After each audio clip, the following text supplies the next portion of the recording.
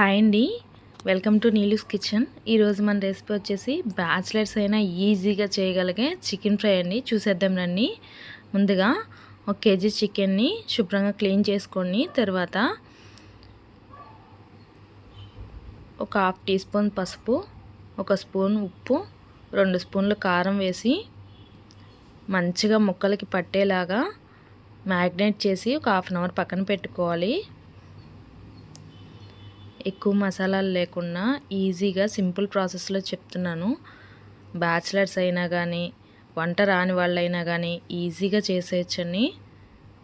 తప్పకుండా video last వరకు చూడండి, అప్పుడే మీకు అర్థమవుతుంది.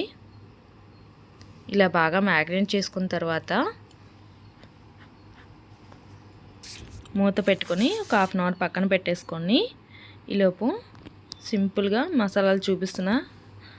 ఒక చిన్న బాండి పెట్టుకొని దానిలో ఒక 2 స్పూన్లు ధనియాలు, 1 స్పూన్ జీలకర్ర, 1 స్పూన్ మిరియాలు, ఒక చిన్న దాల్చిన చెక్క, ఒక బిర్యానీ ఆకు, 4 యాలకులు వేసి దోరగా బ్రౌన్ కలర్లో వచ్చేంత వరకు దీన్ని మీరు ఫ్రై చేసుకోండి. దీనిలో వేరే ఇంకా ఏ గరం మసాలాలు అవసరం లేదండి. సింపుల్ ఇంగ్రీడియంట్ మాత్రమే యూస్ చేస్తున్నాను. తప్పకుండా నేను చెప్పిన స్టైల్లో ట్రై చేయండి.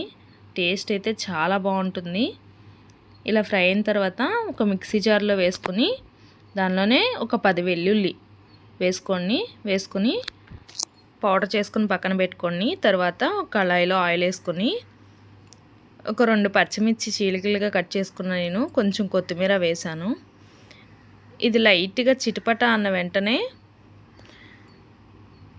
మనం 1/2 అవర్ పాటు మ్యాగ్నేట్ చేసి పక్కన పెట్టుకున్నాం కదా, ఆ చికెన్ దీనిలో వేసేస్తున్నాను.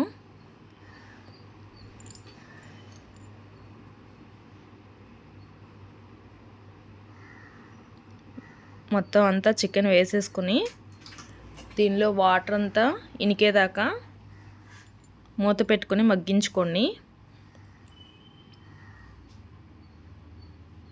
మూత పెట్టుకోవడం వల్ల ఏంటంటే ఆ ఆవిరికి బాగా మగ్గుతుంది చికెన్ ముక్క అనేది.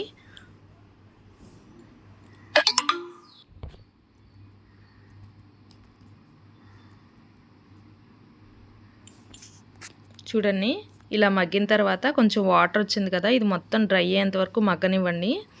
ఈ వాటర్ వచ్చిన తర్వాత దీనిలో ఒక 2 ఉల్లిపాయలు కట్ చేసి దీనిలో మిక్స్ చేస్తున్నాను నేను.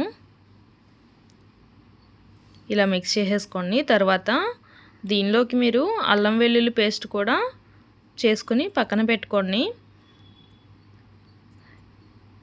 ఇప్పుడు అల్లం వెల్లుల్లి పేస్ట్ కూడా ఒక 2 స్పూన్లు వేస్తున్నాను నేను. వేసి ఈ ముక్కలకి బాగా కలిసేలాగా బాగా మిక్స్ చేసుకోండి. మిక్స్ చేసుకొని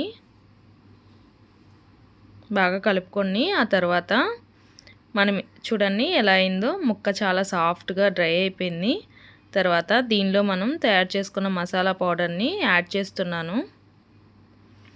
యాడ్ చేసి మళ్ళీ ఒకసారి మిక్స్ చేసుకొని స్టార్టింగ్లో కొంచెం కొత్తిమీర వేసాను కాబట్టి అవసరం లేదు. కొత్తిమీర ఇష్టంగా తినేవాళ్ళైతే లాస్ట్లో కొత్తిమీర, కరివేపాకు అన్నీ వేసుకొని సర్వ్ చేసుకోండి. అంతే అండి, సింపుల్ అండ్ ఈజీ ప్రాసెస్లో చికెన్ ఫ్రై రెడీ అయిపోయింది. ముక్కేలా పట్టుకొని చూడండి, చాలా స్మూత్గా చూడండి విరిగిపోతుంది, స్మూత్గా ఉంది. మీరు కూడా ఒకసారి ట్రై చేయండి ఇలాగా. నా ఛానల్ని లైక్ చేయండి, షేర్ చేయండి, సబ్స్క్రైబ్ చేయండి. Thank you for watching.